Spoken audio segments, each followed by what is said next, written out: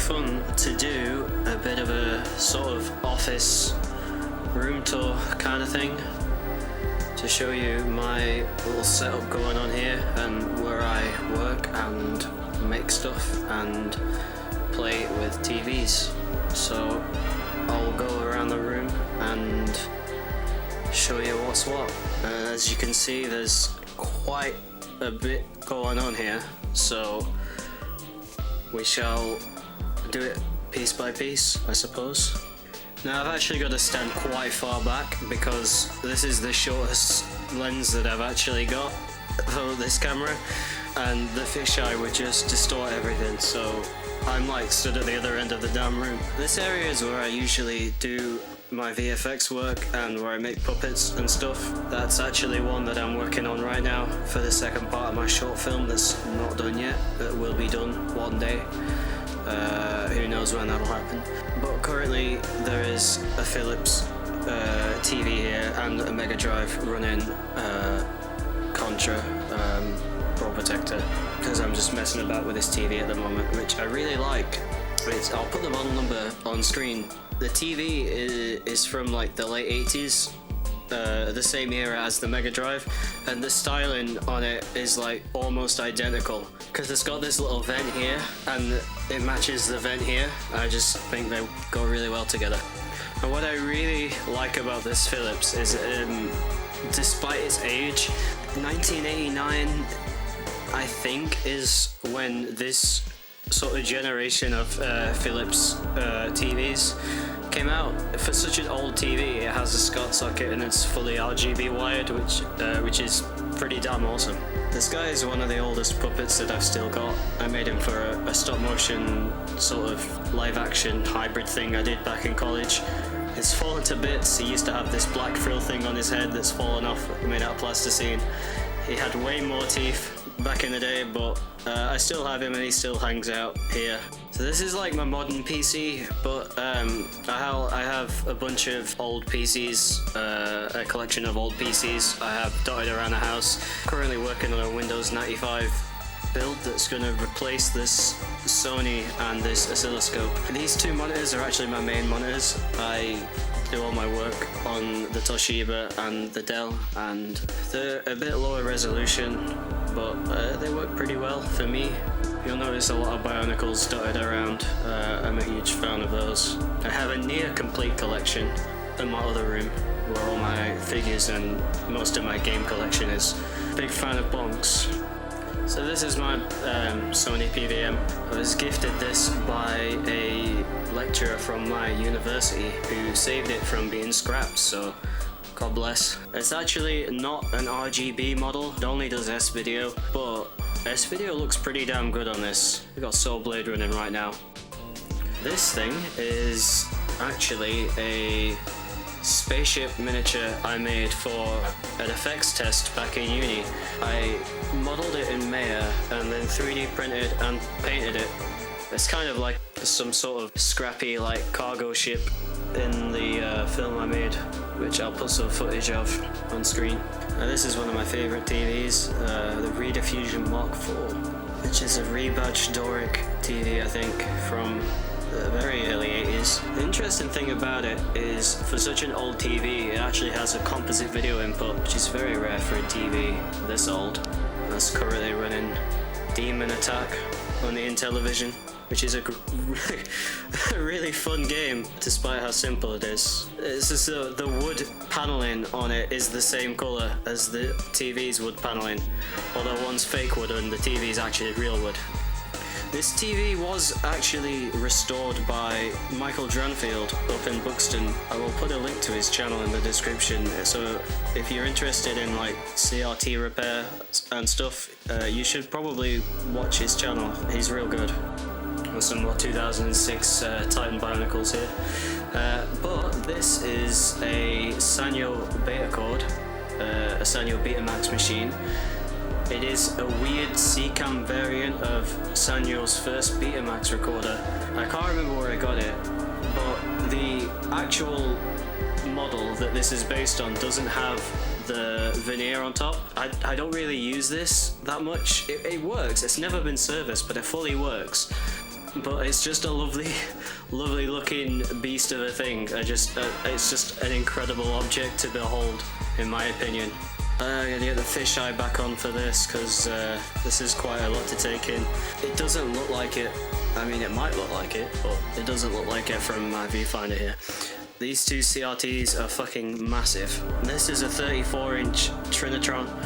This is a 32-inch flat screen Toshiba, and this is a 43-inch Samsung Plasma, all of which are used for different things, but they are all connected up to this AV stack here, which I will go into more detail with in a second.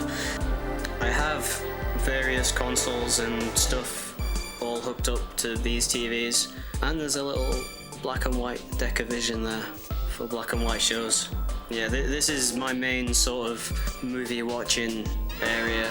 Like, I'll watch VHS, Laserdisc and DVD on these two, and this plasma's for Blu-ray. This Sony cost me 30 quid. It's one of the biggest CRT TVs I've ever seen. It's probably the biggest one I'll ever see in person. They don't get much bigger than 34 inches, especially in 4x3. I found it on Facebook Marketplace, literally down the road from my parents' house, and that had been there the whole time, all these years. Apparently he was struggling to sell it because it was so big. I was very happy to take it though. It only does S-video, but even S-video looks absolutely phenomenal, especially with the PS1 here in 240p. And this Toshiba was for free from someone who had it in their garage for years and needed it to go to a new home. This is pretty peak technology for 1998. It does RGB via SCART, obviously, but it actually has a built-in Dolby Digital decoder, so it can do Dolby Digital 5.1, or technically Dolby Digital 2.3, the one where it duplicates the two rear speakers. I don't know. I use it for widescreen DVDs, widescreen Laserdisc, and I also use it for widescreen PS2 games, widescreen original Xbox games, and Wii games, because all of those do RGB.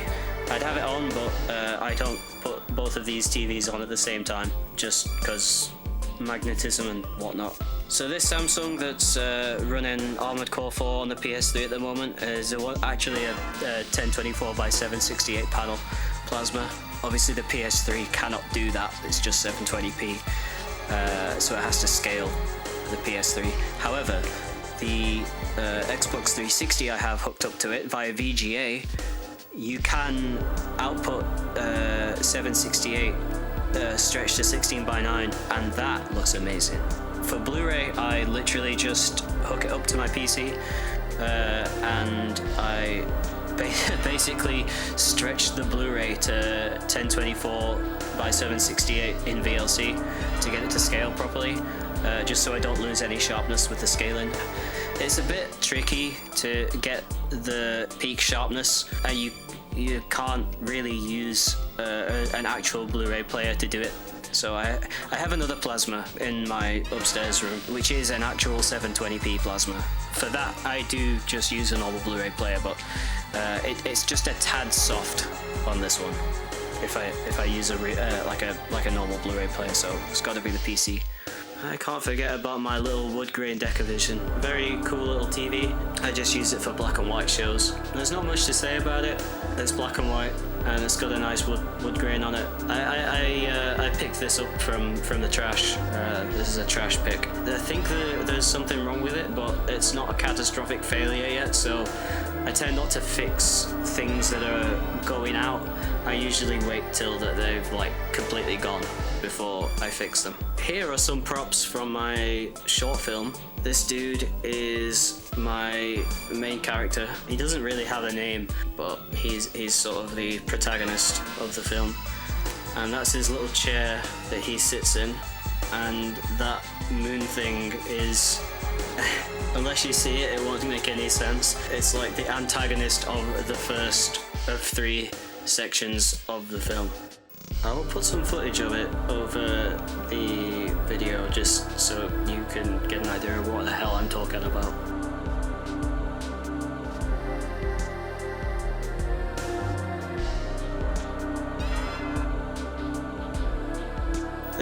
is another spaceship from the same film as the last one. This is like the villain spaceship from that little test that I did. This one is my favourite just because of the uniqueness of the design. I had a lot of fun designing this one in Maya. It's kind of inspired by a bunch of different things from Star Wars. The AT-AT at the front, and what is some TIE fighter variant for these wings. Like I said, this is the favourite one of the two that I designed, just because of how interesting I think the design is.